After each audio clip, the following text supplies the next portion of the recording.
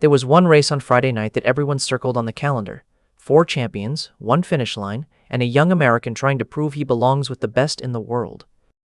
His name is Jordan Anthony, and in Monaco, at a meet called Meeting Herculis, he stepped into the biggest 100-meter race of his young life.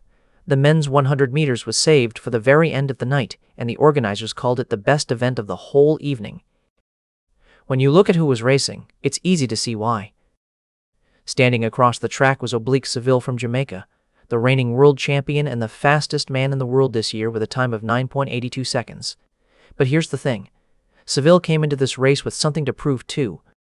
Just days earlier at the Prefontaine Classic on July 4th, he got beaten.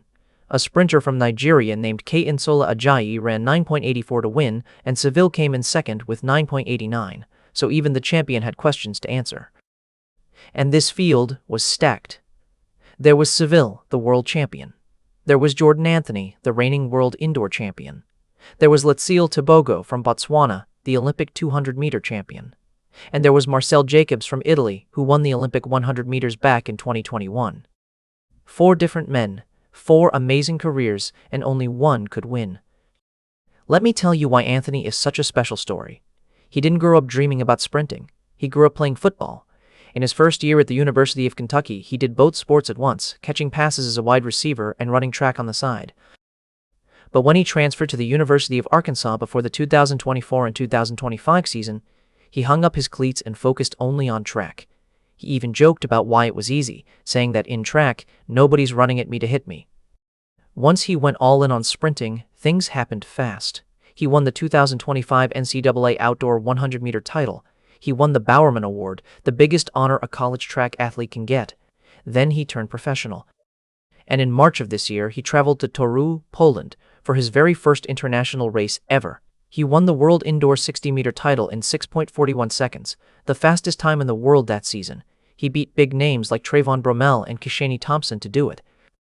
Afterward, he said, "This felt easy for me. This proves to me I picked the right sport." Here's a fun connection. Anthony trains in Clermont, Florida, as part of Noah Lyles' training group. The two are close. Lyles even personally handed Anthony a championship belt after Anthony beat him at the USATF Indoor Championships earlier this year. But indoor speed and outdoor speed are 2 different tests. Anthony's outdoor season had been bumpy.